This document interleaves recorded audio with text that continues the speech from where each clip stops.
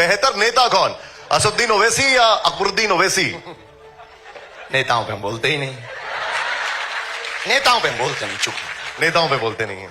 अब दिखाइए जरा अगला सवाल दिखाइए। हमारे विचारधारा की अब हम बात कर रहे हैं। बेहतर विचारधारा क्या है, बाबा साहब भीमराव अंबेडकर या विनायक दामोदर सावरकर जी? दोनों ही, दोनों हमारे लिए बहुत प्रिय हैं। एक ने देश के संविधान का निर्माण किया, इस देश को गति दी, इस देश को एक बांध दिया, इस देश को एक नई ऊर्जा दी, और आपने इस देश के लिए बहुत कुछ किया। जो कार्य आपने लिख के किया वो कार्य आपने जमीन पर उतार करके किया। जोरदार तालियां हो जाए जरा, जोरदार तालियां।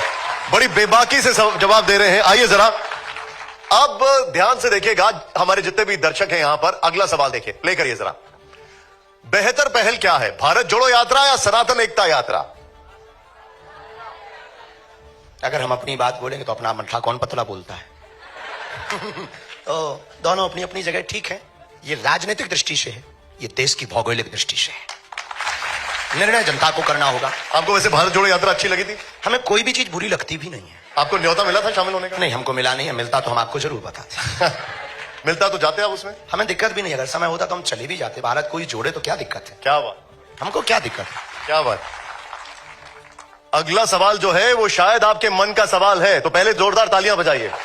और अब जरा प्ले करिएगा अगला सवाल।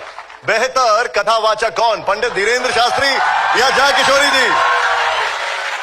दोनों भी अपनी अपनी जगह ठीक है। आपको पसंद कौन सा है? ठीक है, अपनी अपनी जगह ठीक है। ठीक है, जरा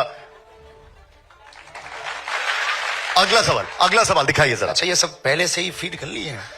बेहतर विचारक कौन, शंकराचार्य, अभिमुक्तेश्वर? शिष्य के लिए तो गुरु ही महान होता है। क्या बात। और वास्तविकता में हमारे लिए नहीं, इस देश की धरोहर अपनी अपनी जगह सभी महापुरुष हैं। चारों शंकराचार्यों का अपना एक लेवल है, उनका एक कद है, उनका एक औरा है। आदि जगत गुरु शंकराचार्य की चल रही परंपरा है। लेकिन इस देश ने एक सबसे बड़े, एक ऐसे आचार्य को पाया, एक ऐसे जगत गुरु को पाया जिन्होंने बिना नेत्रों के भी इतना कुछ देख लिया कि आंख वालों को भी टेंशन में डाल दिया। वो जगत गुरु परम पूज्य श्री रामभद्राचार्य जी महाराज जी हैं। वो हमारे गुरुदेव हैं, ये हमारा गौरव है। लेकिन सब अपनी अपनी महापुरुष, कोई महापुरुष बड़ा या छोटा नहीं हो सकता है। आप जगत गुरु रामभद्राचार्य जी की बात करें प्लीज। बैठिए। Thank you. और मैं चाहूंगा जरा गुरु जी की जरा चाय ले आइए यहाँ पर। प्रीति। आचार्य जी, अभी आपने कहा कि मैं किसी पॉलिटिकल पार्टी को ना जिताने के लिए काम करता हूँ, ना हराने के लिए काम करता हूँ। मैं काम करता हूँ अध्यात्म के लिए, देश के लिए। आध्यात्म की राह, आपने कहा कि आपकी पार्टी आध्यात्म के लिए काम करती है, देश के लिए। लेकिन बहुत सारे राजनीतिक पंडित हैं जो ये मानते हैं कि आप हिंदुओं को जोड़ने के नाम पर बीजेपी को फायदा पहुंचाते हैं, क्योंकि बीजेपी, अगर हिंदू जुड़ जाएगा तो बीजेपी के सामने जो दूसरे विरोधी पार्टी हैं, जिसमें MY समीकरण की वो बात करते हैं, PDA की बात करते हैं, वो समीकरण ही ध्वस्त हो जाएंगे। क्या बाकी पार्टियों में हिंदू नहीं है? नहीं, बिल्कुल है, लेकिन अगर समीकरण तो की बात टूटने या जुड़ने का कोई मतलब नहीं है। नहीं, लेकिन एक बात तो ये सोचिए ना, जब हिंदू जुड़ जाएगा तो पूरी तरह से वो इंक्लाइन हो जाएगा बीजेपी के लिए, ऐसा राजनीतिक पंडित मानते हैं। राजनीतिक पंडित तो कुछ भी मानते हैं, मौसम का अनुमान है, वो तो चलता रहता है। पर हम एक प्रार्थना आपसे बहुत निवेदन करें कि हिंदुओं के जुड़ने से किस पार्टी को फायदा होगा या किसको घाटा होगा, हम ये नहीं कह सकते। हम ये कह सकते हैं बहुत दावे के साथ में कि इस देश में सभी पार्टियों में लगभग हिंदू हैं, और वो सभी पार्टियों के लोग अपनी अपनी पार्टी के प्रति कट्टर हैं। तो हम यही कहेंगे, हमारी अपनी विचारधारा है। अब हमसे किसी और की विचारधारा मिले या कोई ऐसा बनाए, आप भी ऐसी एक पार्टी बना सकती हैं, आपको फायदा हो जाएगा। हम किसी को नुकसान के लिए या फायदे के लिए कर ही नहीं रहे।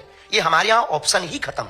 हम सिर्फ और सिर्फ इस देश में हिंदुओं पर हो रहे अत्याचार के लिए उन्हें जगा रहे, सोए हुए हिंदुओं को जगा रहे, घटती हुई हिंदू आबादी को जगा रहे, उन हिंदुओं को जगा रहे जो सेकुलरिज्म के नाम पर बट गए, उन हिंदुओं को जगा रहे जो भाषावाद के नाम पर बट गए, उन हिंदुओं को जगा रहे जो क्षेत्रवाद के नाम पर बट गए, उन हिंदुओं को जगा रहे। इस देश में हिंदू है कहां? या तो ब्राह्मण है, या क्षत्रिय है, या वैश्य है, या गुर्जर है, या जाट है, या बर्मा है, या शर्मा है। अगर हिंदू होता तो भारत हिंदू राष्ट्र नहीं होता। अगर हिंदू होता तो भारत में हिंदुओं पर कोई उंगली उठाता। अगर हिंदू होता तो क्या श्रद्धा के 35 टुकड़े होते? हिंदू होता तो क्या कन्हैया लाल दर्जी का मर्डर राजस्थान में होता? हिंदू होता तो क्या पाल घर में संत मारे जाते? हिंदू होता तो हिंदुओं की आस्था का प्रतीक रामायण को जलाया जाता। अगर हिंदू होता तो हिंदुओं के रहते हिंदुओं की पार्टियां हैं इस देश में, गाय माता काटी जाती, बूचड़ खाने जलते। हिंदू होता तो क्या बांग्लादेशी हिंदुओं का दर्द नहीं दिखाई देता? क्या उन्हें वापस नहीं बुला लेता? आज इजराइल क्यों लड़ रहा है? क्योंकि वो अपनी कम्युनिटी को बचाना चाहता है, क्योंकि वो यहूदियों को बचाना चाहता है। और वो 8-8 लाख यहूदियों को एयरोप्लेन से ला करके अपने देश में सुरक्षित रखता है। क्या इस देश में रहने वाली हिंदू बांग्लादेशी हिंदुओं को नहीं स्वीकार कर सकता? हिंदू है कहां? हमें तो आप पर भी आता है तरस के आप हो भी कि नहीं। खुद पर तरस आता है कि हम हिंदू हैं कि नहीं। ये दर्द है हमारा। हम 150 करोड़ हिंदुओं की लड़ाई लड़ रहे हैं, अपनी लड़ाई नहीं है। हमें मिलता क्या है? हम कथा करें, बहुत अच्छा है। विवादों से मिलेगा क्या? 10 लोग गालियां देते, 20 लोग उल्टा सीधा बोलते, रोज हमारे नाम से 20 वीडियो डाले जाते, हमारे नाम से रोज मुहिम चलाई जाती, मारने की धमकियां दी जाती, हमारे परिवार का निकलना मुश्किल है, माता बाहर नहीं निकल सकती, तरह तरह के पत्थर फेंकते हैं लोग। हमने बिगाड़ा क्या है? ये यहां कोई चुनाव है या बीजेपी यहां खड़ी होने वाली? अभी तो नहीं है यूपी में चुनाव, पर हम यात्रा कर रहे हैं, इस साल कर रहे हैं। किसके लिए कर रहे हैं? हम आंदोलन नहीं, आंदोलित करना चाहते हैं देश को। आज नहीं कल पछताओगे। अगर आज नहीं तुम समझे तो कल पछताओगे। बांग्लादेश में भी हिंदू समृद्ध था, वहां भी पत्रकार थे, वहां भी पुलिस थे, वहां भी आईटी सेल के लोग थे, पर एक एक करके बेटियों को रस्सियों में जकड़कर सड़कों पर लाया गया और नग्न किया गया, मकान जलाए गए, पत्रकारिता धरी रह गई, पुलिसवादी धरी रह गई, धन धरा रह गया, कोई नहीं बचा पाया।